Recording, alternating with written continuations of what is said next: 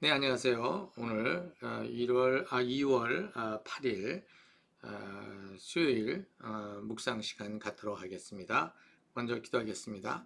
사랑의 하나님 아버지, 오늘 주님께서 주시는 말씀, 이 말씀을 통해서 하나님께서 우리에게 말씀하시는 바가 무엇인지 그것을 잘 소화할 수 있게 도와주십시오. 예수님의 이름으로 기도했습니다. 아멘.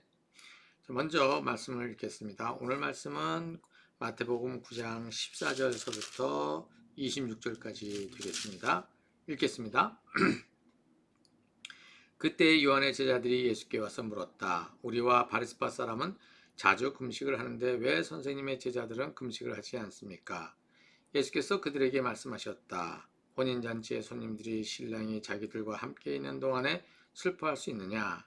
그러나 신랑을 빼앗길 날이 올 터이니 그때에는 그들이 금식할 것이다. 생배 조각을 낡은 옷에다가 대고 깁는 사람은 없다. 그렇게 하면 새로 된 조각이 그 옷을 당겨서 더욱더 크게 찢어진다. 새 포도주를 낡은 가죽부대에 담는 사람은 없다. 그렇게 하면 가죽부대가 터져서 포도주는 쏟아지고 가죽부대는 못쓰게 된다. 새 포도주는 새 가죽부대에 담아야 둘 다 보존된다. 예수께서 이 말씀을 하실 때에 지도자 한 사람이 와서 예수께 무릎을 꿇고 말하였다. 내 딸이 방금 죽었습니다. 그러나 오셔서 그 아이에게 손을 얹어 주십시오. 그러면 살아날 것입니다. 예수께서 일어나서 그를 따라 가셨고 제자들도 뒤따라갔다. 그런데 12해 동안 혈류증으로 앓는 여자가 뒤에서 예수께로 다가와서 예수의 옷슬에 손을 대었다. 그 여자는 속으로 말하기를 내가 그의 옷에 손을 대기만 하여도 나을 텐데 했던 것이다. 예수께서 돌아서서 그 여자를 보시고 말씀하셨다. 기운을 내어라. 딸아, 내 믿음이 너를 구원하였다. 바로 그때 그 여자가 나았다. 예수께서 그 지도자의 집에 이르러서 피리를 부는 사람들과 떠드는 무리를 보시고 이렇게 말씀하셨다. 모두 물러가거라. 그 소녀는 죽은 것이 아니라 자고 있다. 그들은 예수를 비웃었다. 무리를 내보낸 다음에 예수께서 들어가셔서 그 소녀의 손을 잡으시니 그 소녀가 벌떡 일어났다. 이 소문이 그 온 땅에 퍼졌다. 네, 오늘 이 말씀은 이제 그 앞부분에 나왔던 그 이제 내용들을 보게 되면 이제 드디어 9장서부터 어떤 일이 벌어지냐면 갈등의 시작이 벌어졌다 이렇게 얘기를 하고 있지 않습니까? 그 어저께 본 내용에서는 바리새 사람들하고 예수님하고의 이제 갈등인데 오늘 여기서는 이제 요한의 제자들, 침례 요한의 제자들이 예수님께 와서 이제 묻는 거죠. 뭐라고 묻느냐면 우리와 바리새파 사람은 자주 금식을 하는데 왜 선생님의 제자들은 금식을 하지 않느냐 이것입니다. 자, 여기 지금 요한의 제자들이 뭐라 하냐면 우리와 바리새파 사람들 이렇게 얘기를 하고 있어요. 지금 요한의 제자들은 자기의 스승인 요한이 예수님을 이제 메시아라고 이제 얘기를 했던 그것을 기억하고 있지만 심정적으로는 누구의 편에 있느냐면 지금 바리새파 사람들의 편에 있게 되는 거죠. 왜냐하면 지금 바리새파 사람들과 침례 요한의 제자들 이들 모두 다 구약의 모세의 율법을 꾸준히 잘 지키는 사람들이었던 것이죠. 자, 그런데 이 예수님이 오셔서 지금 하나님 나라를 선포했지만 그 하나님 나라를 선포한 예수님의 이야기는 지금 이 바리새파 사람들과 부딪히는 것들, 용서를 하는 얘기, 그 다음에 용서를 선포하는 얘기, 그 다음에 주인들과 함께 어울리는 이런 사건들, 이것을 봤었을 때 요한의 제자들도 지금 바리새파 사람들과 같은 마음을 가지게 되는 거 아니겠습니까? 근데 예수님은 오셔서 지금 얘기하시는 것이 너희들이 모세의 율법을 지킨다고 하면서 사람들을 갖다가 죄인과 의인으로 갈라놓고 지금 차별을 하고 있는 거기에는 하나님의 나라가 임하는 것이 아니다. 그것은 진정한 하나님의 의로움이 정의로움이 아니라는 얘기를 예수님께서는 하고 계시는 것이죠. 그러면서 예수님께서는 뭐냐면 그 사람들을 품어내는 사랑으로 품어내는 것이 하나님 나라의 의로움이다, 정의다 이렇게 말씀을 하시는 거예요. 자, 그래서 이제 이 요한의 제자들이 와서 한 얘기는 바로 왜 율법을 지키지 않느냐 이거예요. 지금 여기에서 보면은 우리는 금식하고 있는데 왜 너는 왜 금식을 하지 않느냐 이제 이 질문을 던진 거죠. 예수님께서는 이 얘기를 듣고 응답을 하시는 것이 뭐냐면, 신랑이 그 혼인잔치를 열고 손님들을 초대했는데 거기서 슬피 울며 금식하는 그러한 일이 있겠느냐라고 예수님께서 말씀하시죠. 다시 말해서 지금 예수님께서는 하나님의 나라는 바로 이렇게 차별과 분리가 아니라 사랑으로 품어내는 그러한 뭐냐면 하나의 사랑의 그 따뜻한 자리가 모두가 즐거워하는 그러한 자리가 바로 하나님의 나라다, 이제 얘기를 하고 계시는 것입니다. 그러면서 예수님께서 하신 얘기는 생배 조각을 그 낡은 옷에다가 붙여서 꿰매지 않는다. 만약 그렇게 되면 낡은 조각이 찢어지게 되고, 그 다음에 새 포도주를 그 낡은 가죽 주머니에다가 담지 않는데, 만약에 그렇게 되면 나중에 그 가죽 주머니가 찢어지게 된다, 이런 말씀을 하신 거죠. 결국은 지금 율법을 지키면서 하나님 나라를 너희들이 지금 기다리고 있는 너희들의 그것으로는 지금 내가 선포한 그 하나님의 나라를 어떻게 견뎌내지 못한다는 얘기를 하고, 담아내지 못한다는 얘기를 하고 있는 것이죠. 그러면 예수님이 전하신 그 하나님의 나라는 어떻게 해서 혼인잔치와 같은 즐거움의 자리가 되느냐라고 하는 것이 오늘 18절에서 그 다음에 26절에 나와 있는 내용이죠. 자, 이것은 바로 뭐냐면 두 여인인데, 하나는 그 지도자의 딸, 그 다음에 하나는 12년 동안 혈병에 걸려서 고생을 하고 있었던 여인, 이 두 케이스를 두고 지금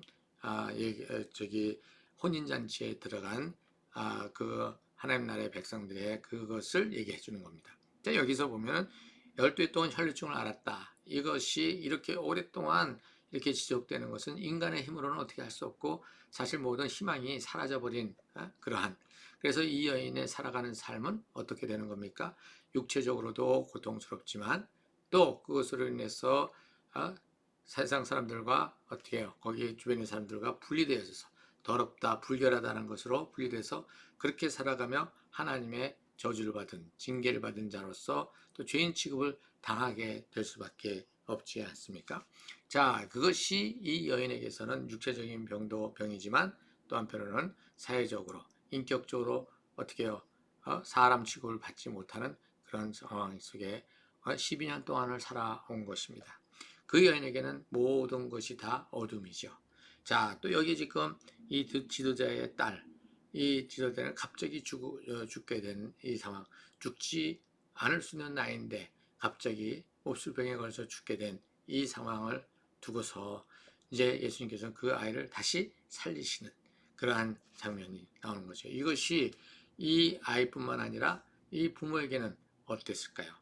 이 아이가 죽었는데 이 죽은 아이를 보고 있는 아비로서 그것은 한마디로 뭐가 같았을까요? 지옥과 같은 것이었죠. 그런데 지금 예수님이 그 아이를 살리심으로써 어떻게 되는 겁니까? 이제 그것이 혹은 낙원으로 바뀌는 거죠.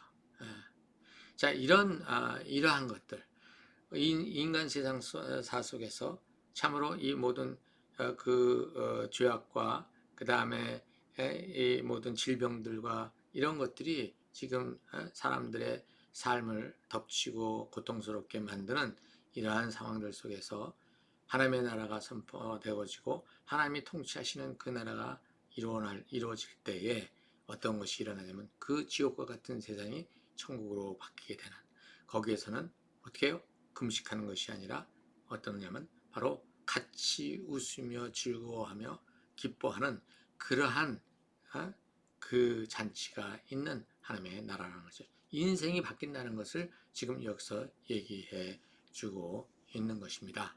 그래서 우리도 이제 하나님 나라가 이 땅에 임했다라고 했었을 때에 우리가 또 기대할 수 있는 것은 무엇이냐면, 우리의 삶 속에 있는 여러 가지 어려운 상황들, 참 우리가 해결할 수 없는 그 많은 어떤 그러한 정황들, 우리 인간이 가지고 있는 그 한계 때문에 오는 이 뭐랄까요? 힘든 것들 있지 않습니까? 이런 것들을 이제 하나님께서 통치하시는 가운데 해결해 가시는 것들 우리가 경험해 가면서 우리 안에 어떻게 이 거친 세상을 능히 이겨내 갈 수 있는 힘을 우리가 받게 되고 신뢰를 갖게 된다라고 하는 그러한 메시지가 될 것입니다. 그래서 우리가 주님 앞에 또 하나님 앞에 이렇게 나가는 그러한 일이 있어야 되겠죠. 이 죽은 딸의 아비와 그 다음에 이 혈류증에 걸린 여인 둘 다 무슨 얘기를 하고 있냐면 아이에게 손을 얹어 주십시오. 그러면 살아날 것입니다. 라고 지금 던진 그 고백.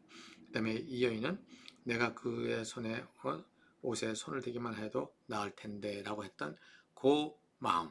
이러한 것으로 가서 직접 손을 대었던 그것, 직접 예수님을 찾아왔던 그것, 이것이 그들의 삶을 변화시켰던 것처럼 이것으로 인해서 그들은 하나님의 영광을, 하나님의 능력을 경험했던 것처럼 우리도 지금 우리 앞에 놓여 있는 절망적인 그러한 상태를 가지고 누구한테 하나님 앞에 나가서 뭐라 그럴까요?